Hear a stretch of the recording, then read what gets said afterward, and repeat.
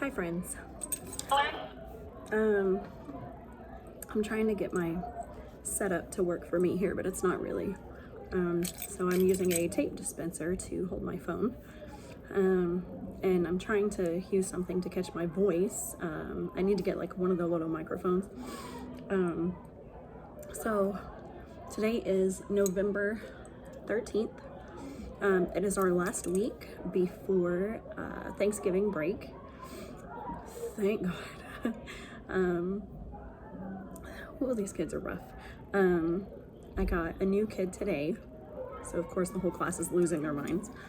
I got a new kid last week. So now that things have died down from her being new, now I have another new one. I think that puts me at 26. I think it's 26. 2, 4, 6, 8, 10. Yeah, 26. I hope they don't bring me another one because I literally have no more desks in my room that are available. But I was gonna try to get my partner teacher to get on here with me, but she's very shy. But I wanted her to talk about, she's from the Philippines, and I wanted her to talk about how it was teaching in the Philippines versus teaching in America. She's having a hard time, but we're trying our best to help her as much as we can. But like I said, this year's been rough, and kids are kids, and they're going to drive you bonkers no matter what. So that being said, I don't have a lot of time because my kids are at specials for the next 35 minutes. But I wanted to talk about my weakness as a teacher, which I'm pretty sure others can relate to, is asking for help. So it's a big thing. We don't ask for help.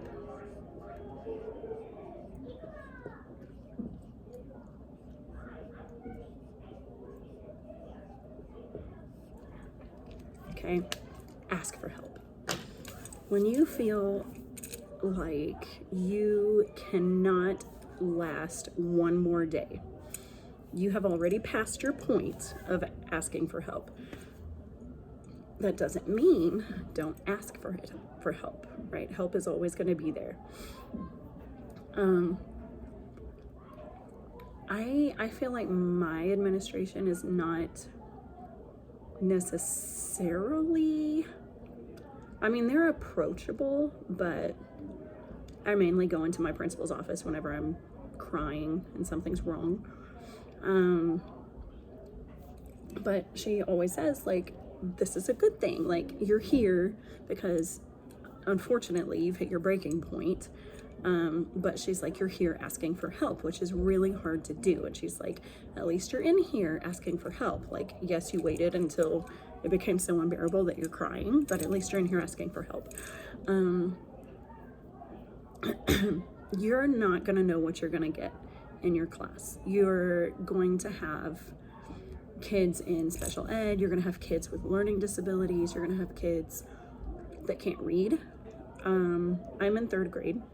I have one kid that cannot read, but he has not been diagnosed with a disability. He just flat out can't read. I have kids that are on the spectrum. I have, you name it. Like, I have 11 kids in my room that have some kind of special need. And it makes things really, really difficult. I have one in particular that just wears me thin. But last week, I think we finally had a breakthrough, and today I saw a huge turnaround, and I'm like, oh my God, thank you. Woo! We handled our situation calmly, no chairs got thrown. It was such a refreshing moment this morning. We were able to calm down and things went back to normal, right? I didn't have to call for administration. like last week, you know. But you're always going to get kids that you're not necessarily prepared for. Every class is different. Every child is different. They're not going to all handle discipline the same way. They're not all going to be strict rule followers. I have some that don't talk at all. They talk, but they know the rules and they know the expectations and they do exactly like they're supposed to. I have like 2 of those out of 26. We have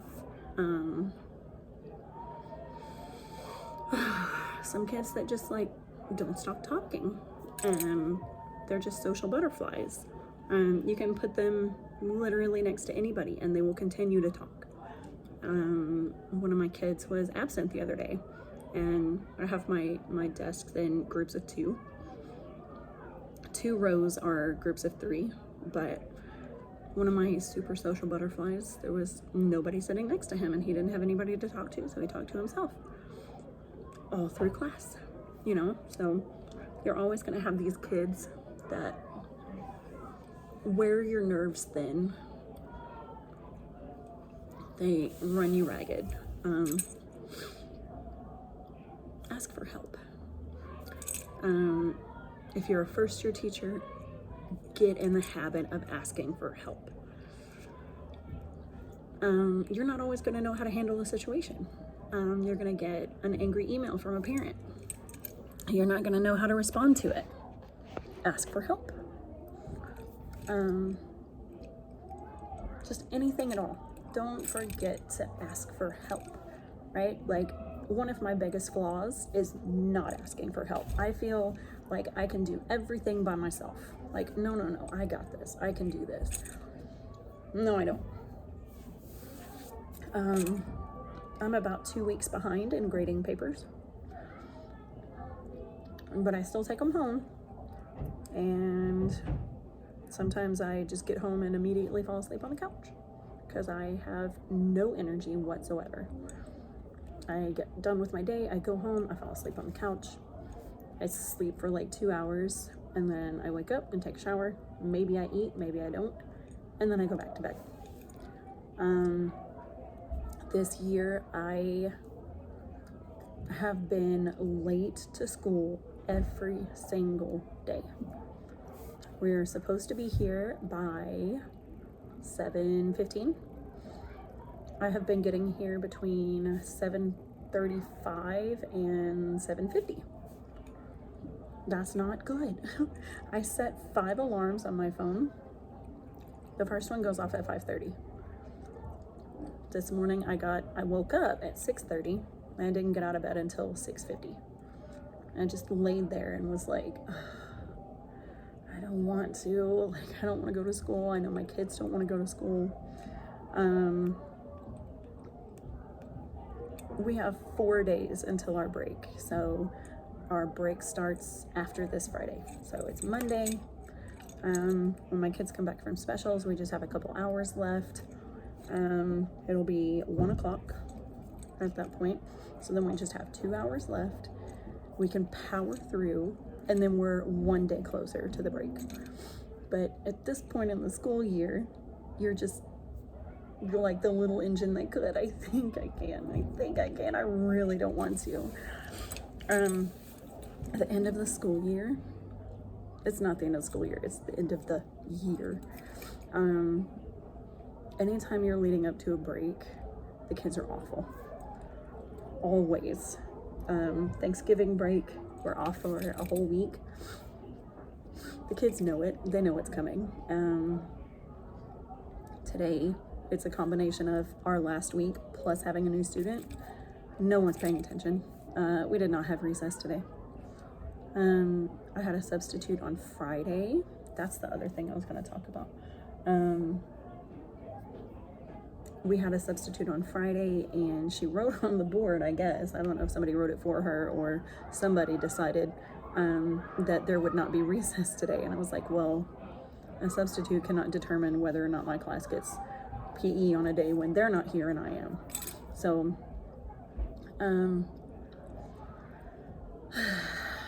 but it's raining outside anyway, so it's not like they could run and get, you know, all the energy out. So we worked on writing essays instead, because since we're in 3rd grade, they are going to start writing. Their STAR test is going to have them write paragraphs. I know every word I say is and I hate that, and I'm sorry. But they're going to start writing paragraphs. So this morning, I was like, instead of recess, we're going to write essays, you know, because y'all can't stop talking. But instead of using it as a punishment, I was like, let's just talk about Thanksgiving. What are we thankful for? So they didn't get recess, but they did write essays about what they're thankful for. Some of them had great handwriting, and I'm so proud of that. Not that I had anything to do with it, but some of them have really great handwriting. Some of them, I can't read it. But yeah, don't be afraid to ask for help. If it's a student or if it's homework, grading assignments,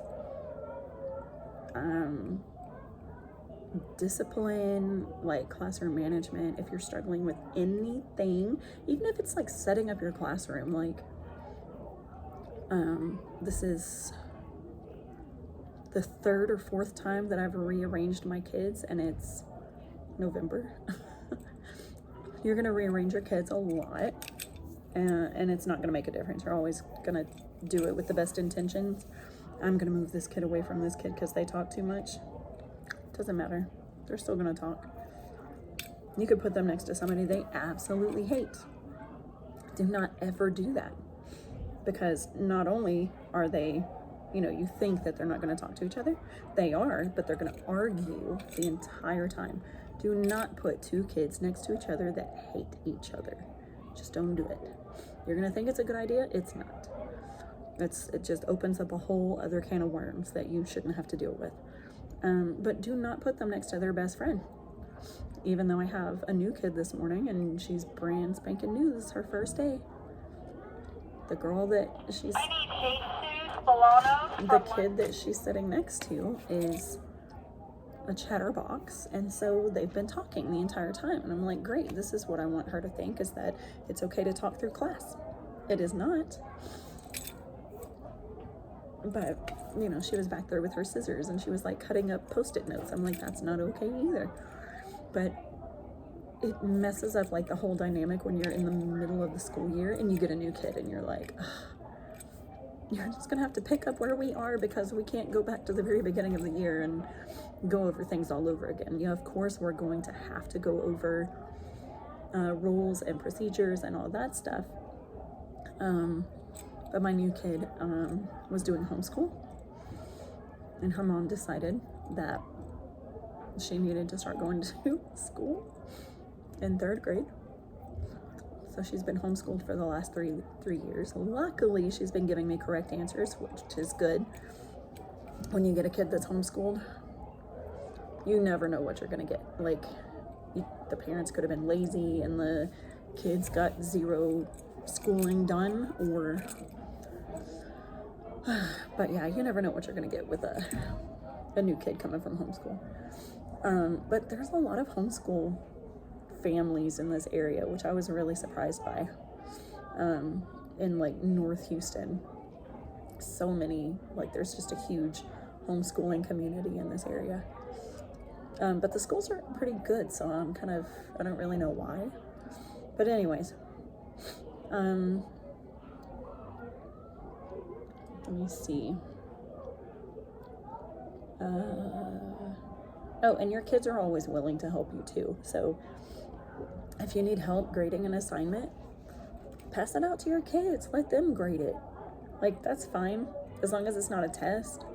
They don't have to grade a test. Or what I have done, I have let mine grade a test, but I do not have them score it. I just have them mark what's right and what's wrong with either a check mark or an X. And then I have them write on the back of it their name. And then they give them back to me, and I go through and I double check and make sure it was graded correctly. and then I score it. So it's easier for me to, I guess, look at it and see if it's marked correctly than to grade it myself. I don't know. This is Miss Her. I need a suit. It kind of defeats the purpose of having them grade it and then I look over it. But I don't know. If you can have them grade your assignments, then have them do it. Just don't have them write the grade on it. Like, you can go through afterwards and write the actual grade on it, but you should still double check and make sure it was marked correctly. But really, like, for paper flow and stuff, that's the main thing that I have my kids help me with, because it really does cut back on your time grading homework. But yeah, your kids are always willing to help, especially if it's gonna get them like a piece of candy or something, you know, or if they're just helping out of the kindness of their heart. Some of them just want to help. I have kids all the time that are volunteering to write names on the board. I'm like, oh, let's not do that, because then people think like, oh, you're only writing their name because you don't like them. So sometimes that causes arguments, but you have to like pick and choose what you allow your students to help you with. But they are always willing to help. I cried in class last week. I had a difficult kid. I called for admin 5 times. They never came. It was picture day, so they were busy. But I had a rough time, and I broke down with this kid, and I got frustrated, so I started crying. So then he started crying, and then the whole class was like, oh my God, my teacher's crying. And by the time admin showed up, we were in like a 25 kid group hug. And so she was like, okay, well, I guess you don't need me anymore. But, what in the world is on my eyelid? But sometimes you're gonna cry in class. A couple weeks ago, I went home and I cried myself to sleep twice. Like, you're gonna get some kids that are just really, really challenging. Go to your admin, talk to them, and just talk to your sped department, see if there's anything that they can do. If there's a strategy that you've used that didn't work, maybe they can give you something else to try. You know, there's always resources where, you know, you don't have to go to your admin every single time. You should, though, just to make sure that you're not doing something incorrectly. But like, you can go to your veteran teachers, or your mentor teacher if you have one, or, you know, your partner teachers, veteran teachers, mentors, the teacher in the next grade, doesn't matter. Like, just, excuse me, you can ask around. Teachers are usually a very close-knit community, just because we all have our struggles. We've all been there.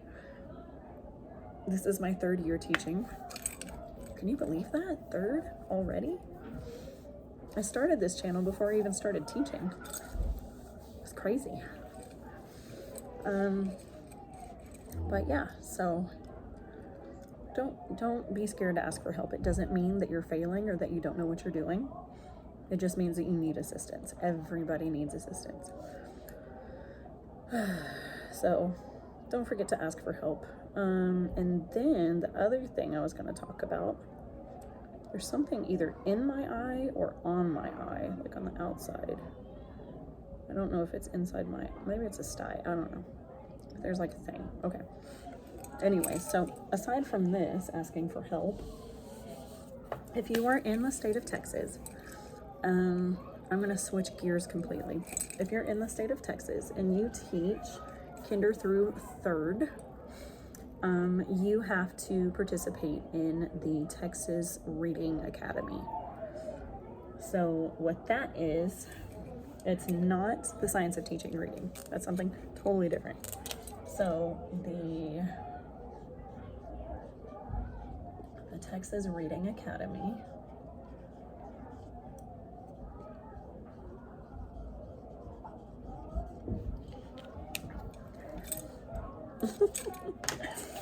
the Texas Reading Academy is a law, or it's incorporated into a law that was passed like a year or 2 ago. It's just to give extra training to teachers that teach in the early classes, like the early childhood classes, so kinder, first, second, third, and pre-K. So anybody that teaches one of those grades, pre-K through 3,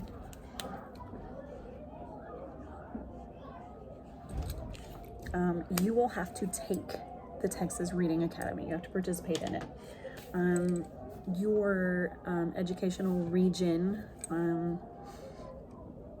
that you're in, region 1, 2, 3, 4, 5, 6, whatever, because Texas is huge, we have a bunch of them. The region that you're in, they will have a cohort leader. So, and your school may also have their own cohort, so they can give you the Reading Academy at school. But typically you just, when it first started, it was twice a month, and then now we're down to once a month, just because the holidays and stuff that are coming up. So for November, I went this past Friday, and then I go once in December, once in January, and then I think it ends in April. So we started the end of August, and so there were 2 classes, August, September, and I think October. So, but you have the option of doing it strictly online, or you can go in person. Do not do it online. I don't care if you are like the best online student, just go in person. It is so much more helpful and engaging when you go in person. We were worried about having to go in person because this thing is like, I'm on my second 3-inch 3-ring binder, and it just has chapters 7 through 12, which is like the last half of it, but it is like a 3-inch 3-ring binder, and it's got all these papers and stuff in it. So, but yeah, there's so much information, and it's so overwhelming. Don't bother doing it online. There's a video that you have to do, or a couple videos that you have to do, which I didn't have a problem with. They are your artifacts. So I had an artifact video. The first one that we did was teaching phonics, which was pretty easy, but they go through it, they tell you how to do it, they have you write your script, and they're like, don't try to do it from memory because you're gonna mess up. Just write your script, read exactly what you wrote, film it. If it's not good enough, redo it. And then they have 2 people look over it. Well, at least mine did. They had somebody there to look over it, tell you where you needed to fix it. Then we had a coaching session with another cohort leader, excuse me. She reads your script, she watches the video with you, and then she tells you, oh, this is good, this is not good, you need to fix this, enunciate or whatever, because it's graded through a third-party company. Sometimes they'll ding you for just stupid things, sometimes they don't. So they go through it, and they really try to make sure that everything is like to the point, you know, because if they don't grade you correctly, this is what my cohort leader said, if they fail it, like if the third-party company says that you failed the thing, they kick it back, you have to redo the video, and then your cohort is the one that grades it. And she told us, like, you're gonna pass it, like, we know that you know what you're doing, and this third-party person may not even be involved in education, you know, so don't worry if they are not grading it correctly. So but it has been so much more engaging and kind of fun to go through this. It was kind of like going to college all over again, but for education. Like, I didn't go for education, but it's still like an 8-hour day. We get there, we work till about 11:30, then we go to lunch for an hour and a half, and then we come back and we finish the day. So they help you with the quizzes, the quick checks and stuff like that. Some of it you do on your own, which you're expected to, obviously, but some stuff they help you with, and they walk you through it, and it's so awesome, and it's just a really big help. So I would definitely recommend going in person if you can. Doing it online, if you don't have that extra feedback for your artifacts and stuff, they may not pass. So that's one of the main reasons I would recommend going in person. But other than that, I don't know. I guess that's about it. I don't have anything exciting going on. Yeah. If y'all have any ideas or anything y'all want to know, drop me a comment down below in the comment section. Don't forget to like and subscribe. And I'll see y'all in the next one. Bye.